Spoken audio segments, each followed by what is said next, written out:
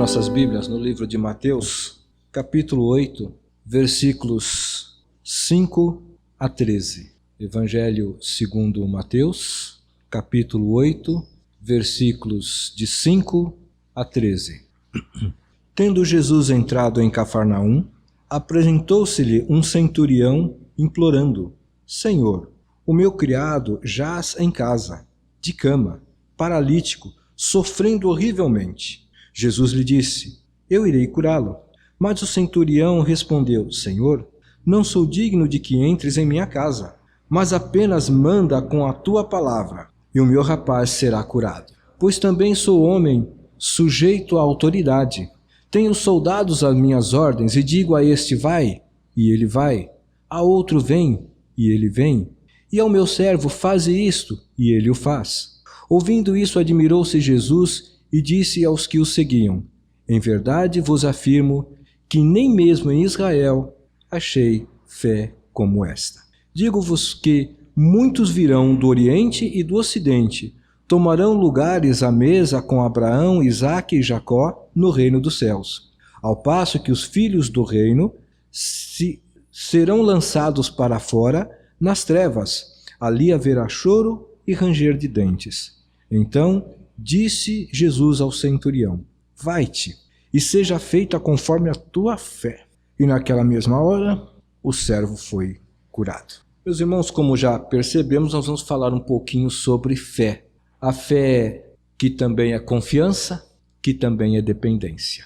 E quando nós falamos em confiança e dependência, nós lembramos das brincadeiras que fazemos com os nossos filhos quando eles são pequenos. Nós os jogamos para cima, ou às vezes os colocamos em uma parte mais alta e falamos: se joga, neném, se joga que eu quero ver. E eles confiam, porque sabem que nós vamos pegá-lo.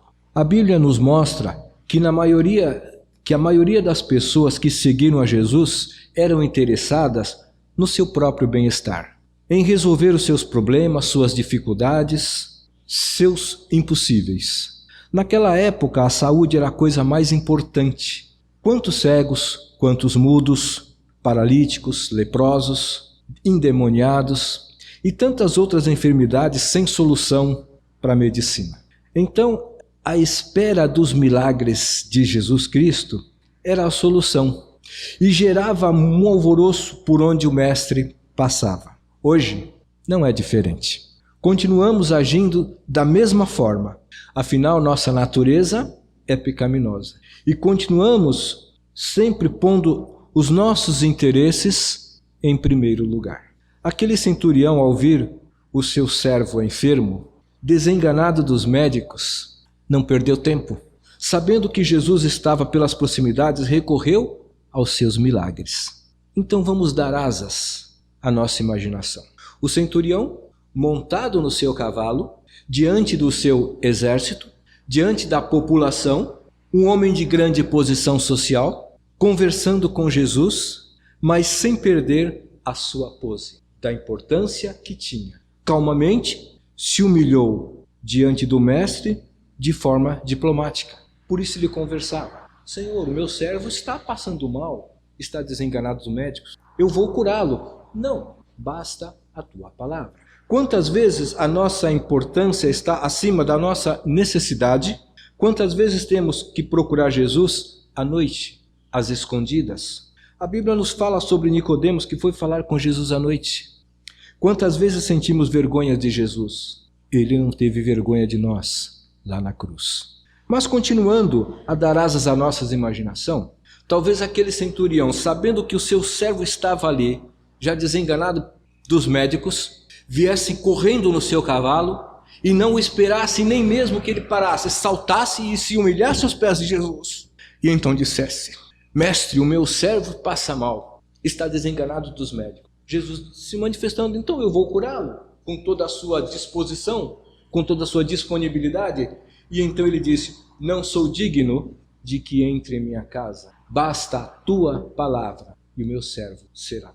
E quedado aos pés de Jesus, ele reconheceu que não era ninguém, mesmo estando ali o seu exército presente, a população, talvez até algumas autoridades, porque por onde Jesus passava, mexia com os acontecimentos naturais da cidade. E muitos iam ver para criticar, para ter do que acusar, mas muitos iam só procurar os seus milagres porque precisavam deles, mas muitos iam buscando a verdadeira salvação. Jesus, conhecendo a sinceridade e a fé daquele centurião, glorificou a Deus. Nem mesmo em Israel encontrei tamanha fé. Seja feito conforme a tua fé.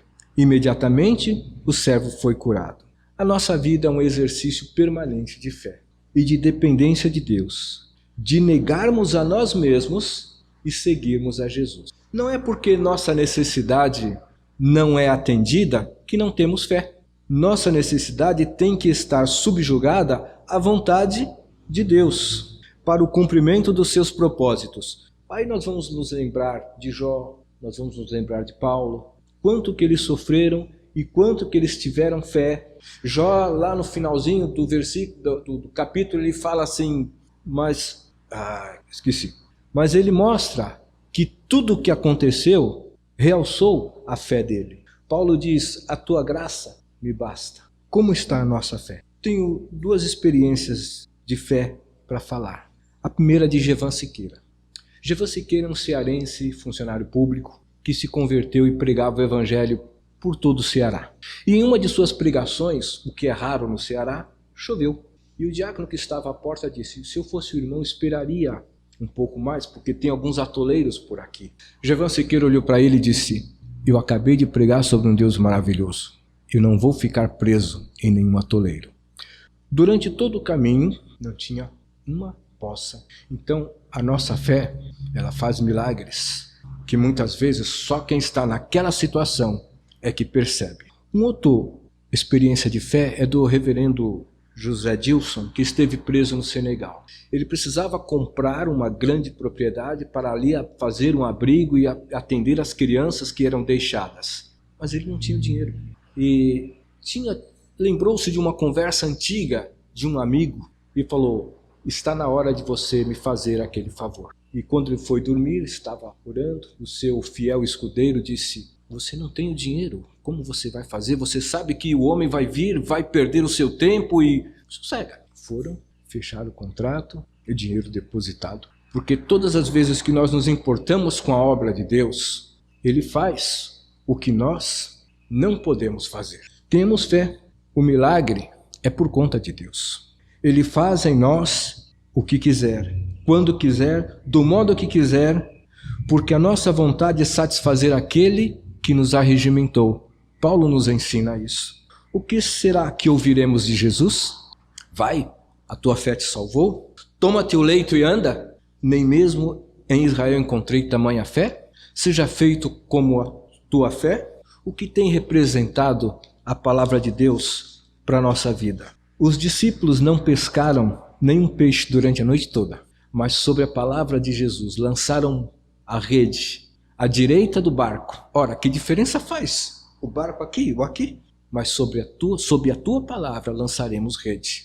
E puxaram as redes que já se rompiam de tão cheias. Deus faz o que nós não podemos fazer. Qual a importância da palavra de Deus na nossa vida? Os irmãos estão lembrando lá do início do sermão, daquela criança que nós falamos, se joga, que eu vou te pegar? Deus quer que sejamos exatamente assim, iguais a Abraão. Vai para um lugar que eu vou te mostrar, porque eu vou te sustentar. E Deus nos protegerá em todos os instantes da nossa vida. Que Deus complete em nossos corações a sua mensagem de cada dia, o seu ministério para nós. Pastor Miro.